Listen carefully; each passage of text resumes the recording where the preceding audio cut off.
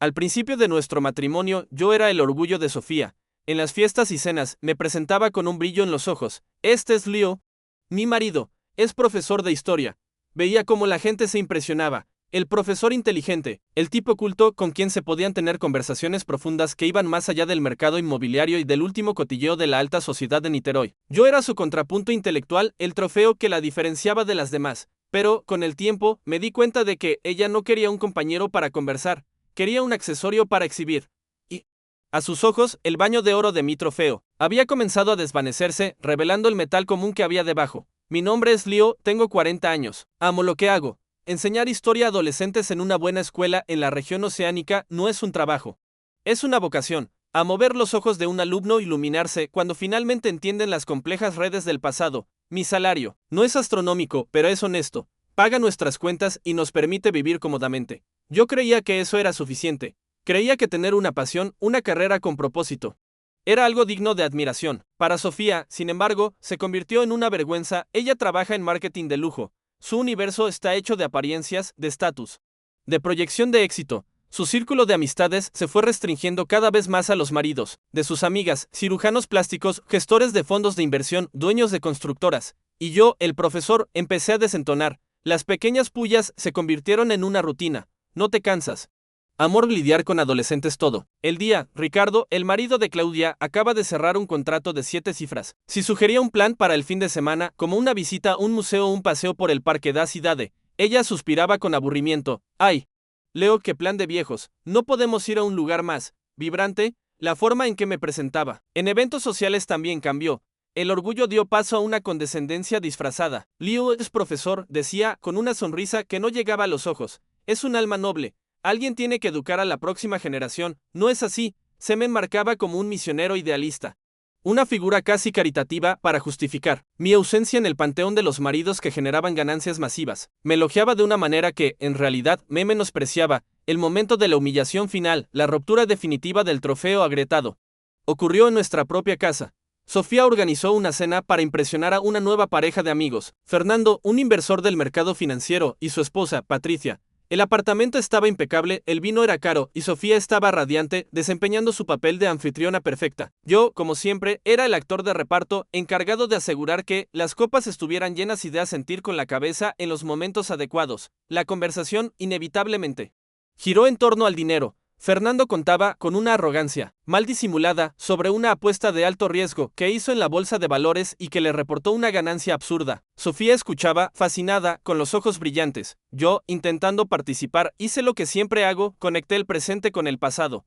Es interesante, comenté, esa euforia del mercado me recuerda un poco a la burbuja de los tulipanes. En Holanda, en el siglo XVII, la psicología de la codicia es fascinante. Un silencio incómodo se instaló por un segundo. Fernando me miró como si yo fuera un extraterrestre. Fue entonces cuando Sofía intervino, y sus palabras fueron la puntilla para el ataúd de nuestro matrimonio. Soltó una carcajada, un sonido agudo y frío que cortó el aire del salón. ¡Ay, Dios mío, ya viene el profesor con sus clasecitas de historia!, dijo, volviéndose hacia los invitados con una sonrisa conspiradora. Ignoren a Leo, él vive en un mundo de libros y polvo. Entiende todo sobre reyes muertos, pero no entiende absolutamente nada sobre cómo ganar dinero de verdad.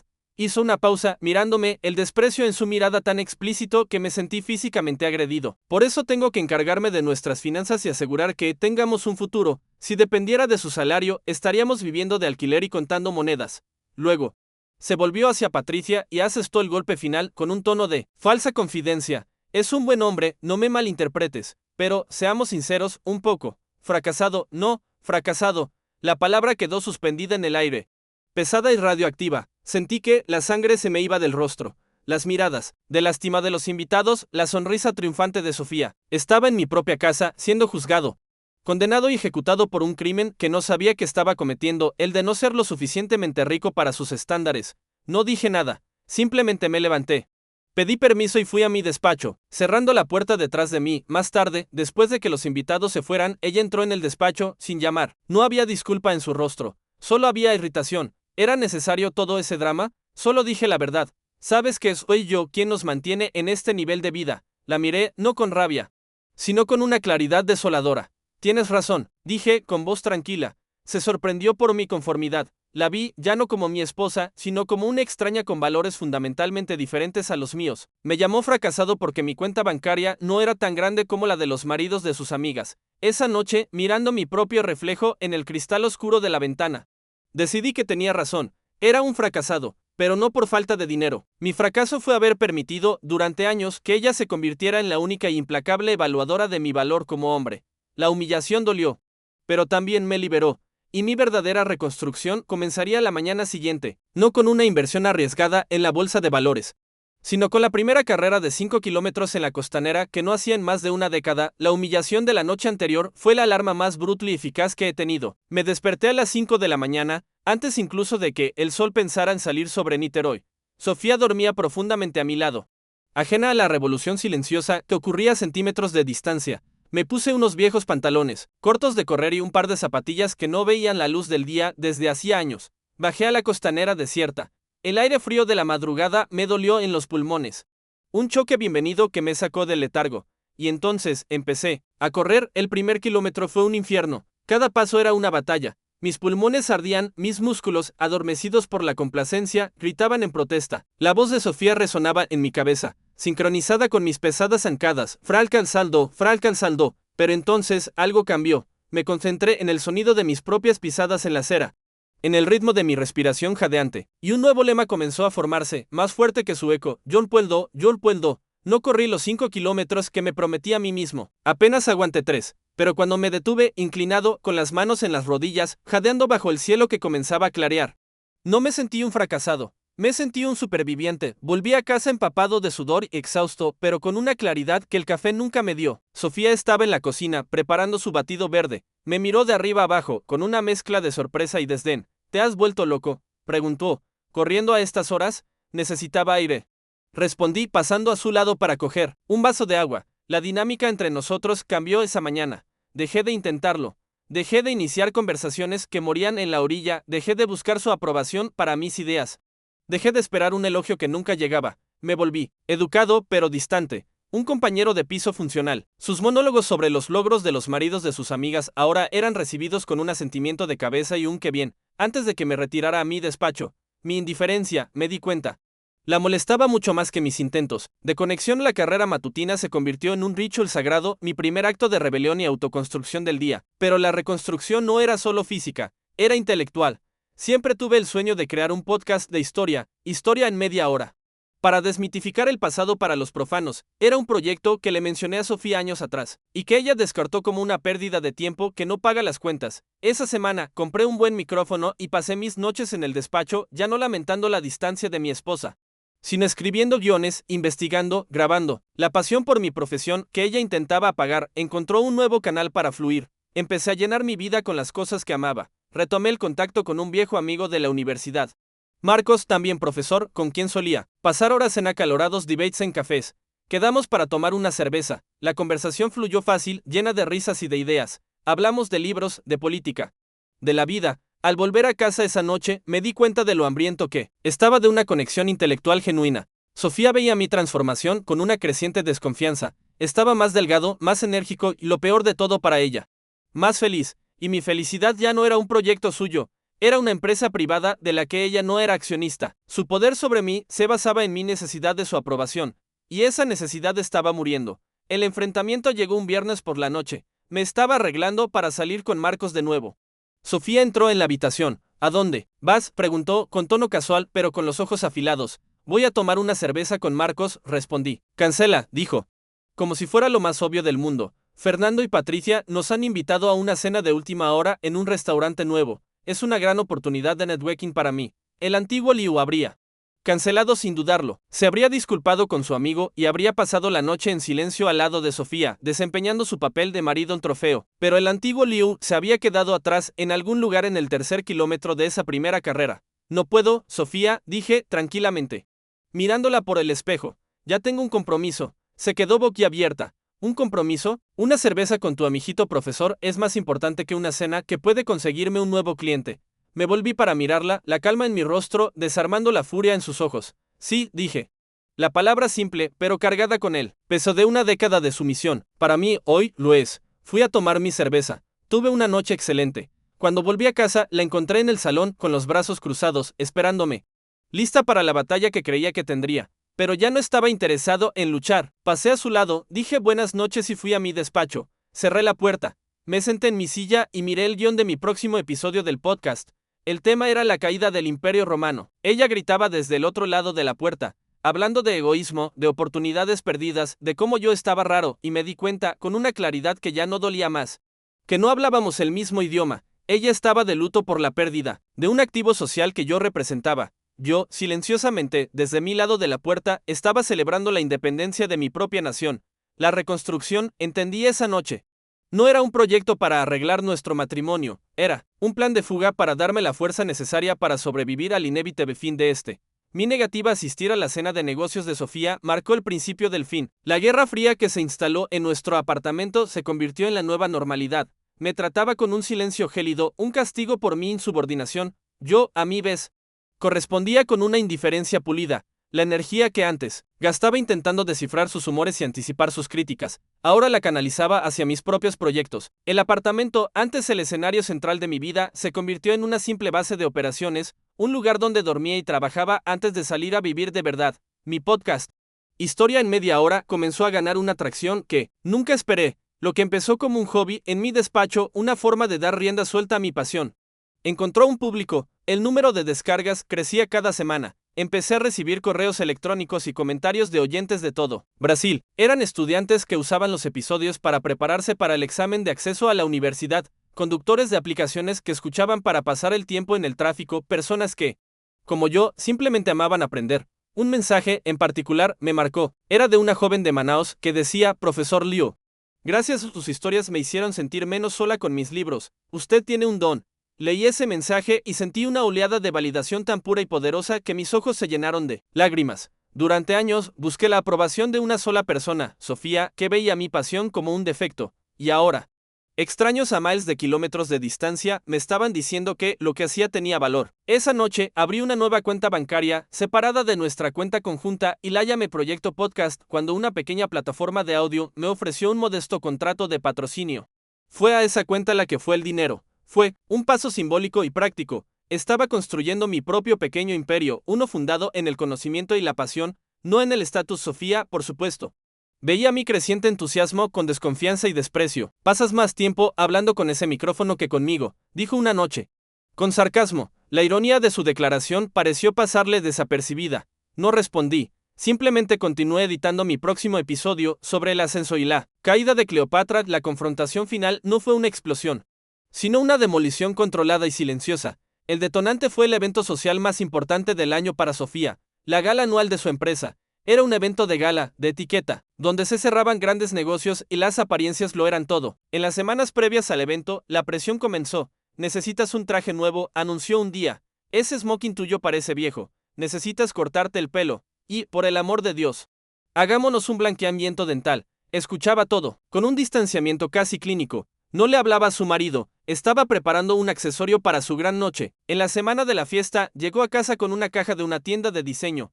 Te lo he comprado, dijo, tirando la caja sobre la cama. Dentro había un smoking caro e impecablemente cortado. Ponte esto el sábado. Y intenta parecer interesado en las conversaciones, ¿vale? El CEO internacional estará allí. Necesito que, al menos, parezcas parte de nuestro mundo. En la noche de la gala, me di una larga ducha. Me vestí, no con el smoking que ella compró, sino con unos cómodos pantalones de sarga y una camisa de botones. Cuando salí de la habitación, ella estaba en el pasillo, ya lista, deslumbrante con un vestido de lentejuelas. Me miró de arriba abajo, y su rostro se transformó en una máscara de furia e incredulidad. ¿Qué es esto? Siseo, te has vuelto loco. La fiesta es de etiqueta. Lo sé, respondí tranquilamente, pero no voy. ¿Cómo que no vas? Es el evento más importante del año para mi carrera. Tienes que ir. La miré. Miré a la mujer hermosa y furiosa frente a mí, y todo lo que sentí fue una distancia insuperable. No, Sofía, no tengo que ir, dije, la voz firme, pero sin ira. Durante 10 años fui. Me puse los trajes, sonreí a la gente, desempeñé el papel del marido trofeo que querías que fuera. Me quedé en silencio mientras me menospreciabas delante de tus amigos. Hice todo eso porque te amaba. Hice una pausa. Pero ya no soy esa persona, el hombre que quieres a tu lado en esa fiesta, un accesorio silencioso, bien vestido y que valida tu estatus, ya no existe. Continué. Las palabras fluyendo con una claridad que se había estado formando durante meses. Me llamaste fracasado porque valoro el conocimiento más que el dinero. Pero el verdadero fracaso, Sofía, es vivir una vida que no es tuya para impresionar a gente que no te gusta. Y no voy a hacerlo más. No queremos las mismas cosas. No valoramos las mismas cosas. Ya no somos una pareja. Somos solo dos extraños compartiendo el mismo techo. La dejé parada en el pasillo, boquiabierta. Fui a mi despacho y cerré la puerta. Quería que me pusiera un traje nuevo para interpretar un papel antiguo en su obra. Pero yo ya estaba escribiendo un nuevo guión para mí. En la pantalla de mi ordenador pasé por las pestañas de mi trabajo y de mi podcast, y abrí un portal de inmuebles. En la barra de búsqueda escribí apartamento de una habitación. En alquiler, Niterói, la demolición silenciosa de nuestro matrimonio estaba completa. Ahora era hora de empezar a construir mi propia casa, ladrillo a ladrillo. La demolición de nuestro matrimonio fue silenciosa. Pero la reconstrucción de mi vida comenzó con el sonido de un clic, el clic del ratón. Mientras me desplazaba por los anuncios de apartamentos en alquiler, Sofía y yo empezamos a cruzarnos en los pasillos de nuestra casa como dos fantasmas rondando ruinas diferentes. Ella, amargada y resentida por mi negativa a desempeñar mi papel en su gala. Yo, concentrado y energizado por la promesa de un futuro que era solo mío. No buscaba lujo, buscaba paz, y la encontré en un pequeño apartamento de una habitación en São Domingos, con un balcón que tenía una vista lateral a la bahía de Guanabara y a la silueta familiar del Museo de Arte Contemporáneo. Era un barrio con más librerías que boutiques de diseño. Era perfecto. Firmé el contrato de alquiler un martes por la tarde. Esa noche, me senté con Sofía en el salón por última vez. Estaba leyendo una revista de decoración, ignorando mi presencia. Como si yo hubiera desaparecido. Sofía, dije, y ella levantó la vista, sorprendida por mi iniciativa. He encontrado un sitio para vivir. Me mudo el sábado 2 de agosto, le informé con la misma calma con la que se anuncia el tiempo. Mi abogado se pondrá en contacto con el tuyo para concretar los detalles de nuestra separación y de la venta de este apartamento. Su rostro pasó por una sucesión de emociones, sorpresa, incredulidad y finalmente un destello de pánico. Creía que mi rebelión era una fase, una protesta temporal. No se dio cuenta de que era una revolución. ¿Tú, de verdad estás haciendo esto? Balbuceó. ¿Estás tirando por la borda 10 años de matrimonio por una estúpida pelea sobre una fiesta? Negué con la cabeza. No.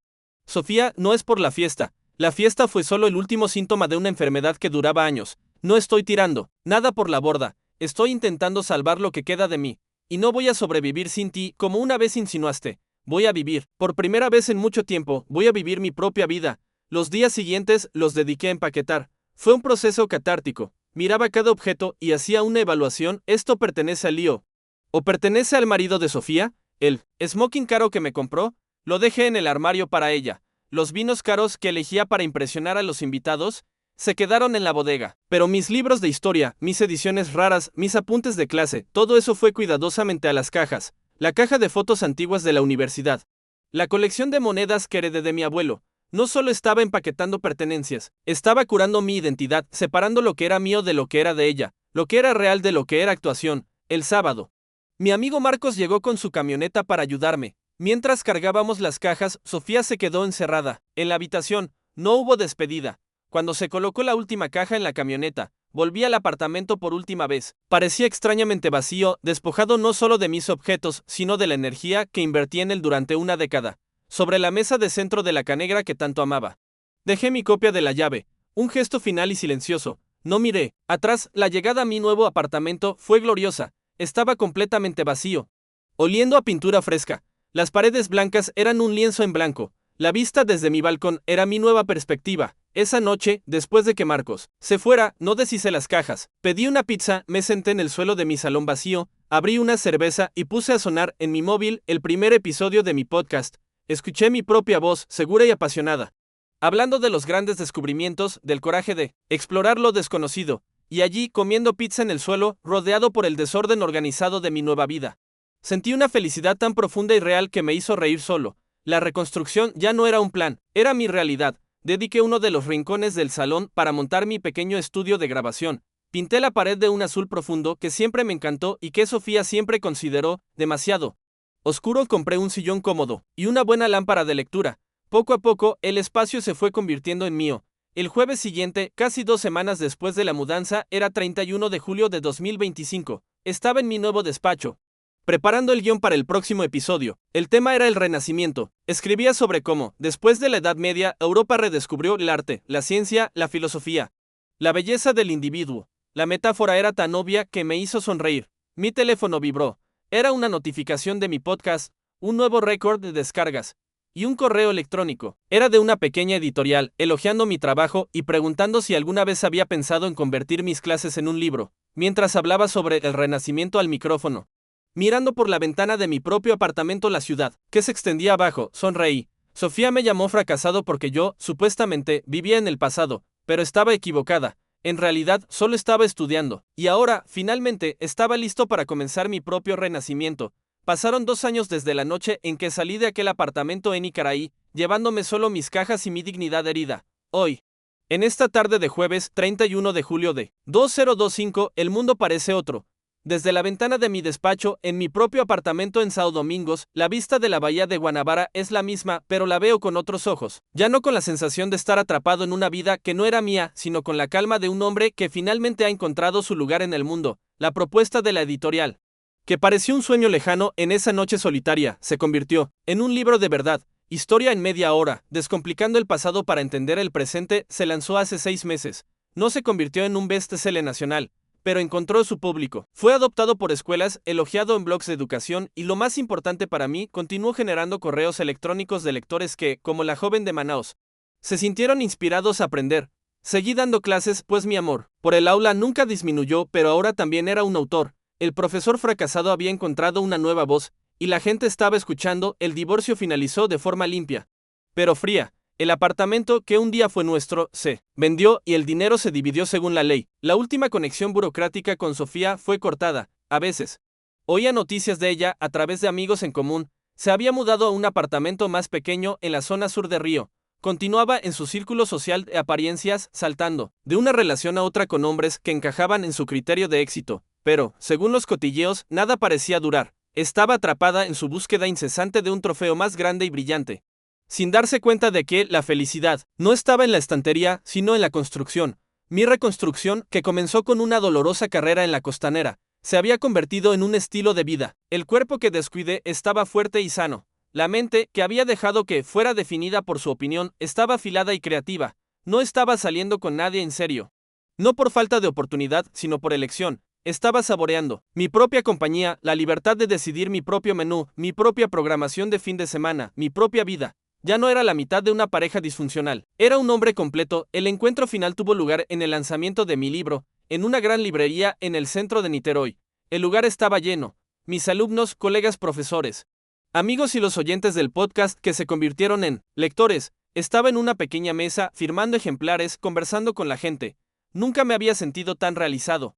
Tan yo mismo. Estaba en medio de una dedicatoria para una joven estudiante de historia cuando levanté la vista y la vi. Sofía, parada al final de la fila, sosteniendo una copia de mi libro. Estaba diferente. La misma belleza impecable, pero había algo frágil cirílico en su postura, una incertidumbre que nunca antes había visto. Cuando llegó su turno, colocó el libro sobre la mesa con cuidado. Leo, dijo, en voz baja. Yo vi el anuncio en internet. Enhorabuena. De verdad, Sofía, respondí con una calma que no tuve que forzar. Gracias por venir. Es una sorpresa. Miró a su alrededor, a la fila de gente esperando, a la pila de libros con mi cara en la contraportada. ¿Quién lo diría?, susurró, más para sí misma que para mí. El profesor, el fracasado, se convirtió en un autor de éxito. Finalmente me miró a los ojos y lo que vi allí no fue desprecio, sino un abismo de arrepentimiento. Estaba equivocada, Leo, en todo. Su confesión, la retractación que nunca pedí, pero que quizás una parte de mí necesitaba oír, no me trajo un sentimiento de triunfo, me trajo una sensación de cierre, de paz. Cogí su libro para firmarlo. En la página de título, escribí para Sofía, que encuentres una historia que valga la pena ser vivida. Le devolví el libro. Nadie es un fracasado por tener una pasión. Sofía, le dije suavemente, el único fracaso es pasar por la vida sin descubrir cuál es la tuya. Deseo, sinceramente, que encuentres la tuya. Cogió el libro, asintió en silencio, con lágrimas brillando en sus ojos, y se dio la vuelta. Desapareciendo entre la multitud, volví mi atención a la siguiente persona en la fila. Una alumna mía, con los ojos brillantes, de admiración. Profesor, ¿puede dedicármelo? Sofía intentó definirme con una sola palabra humillante, tratando de confinarme a una nota a pie de página en la grandiosa historia que ella quería para sí misma. Pero, al liberarme, descubrí que tenía la fuerza y la pasión para escribir mi propio libro, y mirando mi vida hoy, sé que esto es solo el comienzo. Mi legado no se mediría en dígitos en la cuenta bancaria, sino en las mentes que ayudé a despertar. Y esa era una forma de riqueza que ella nunca sería capaz de comprender.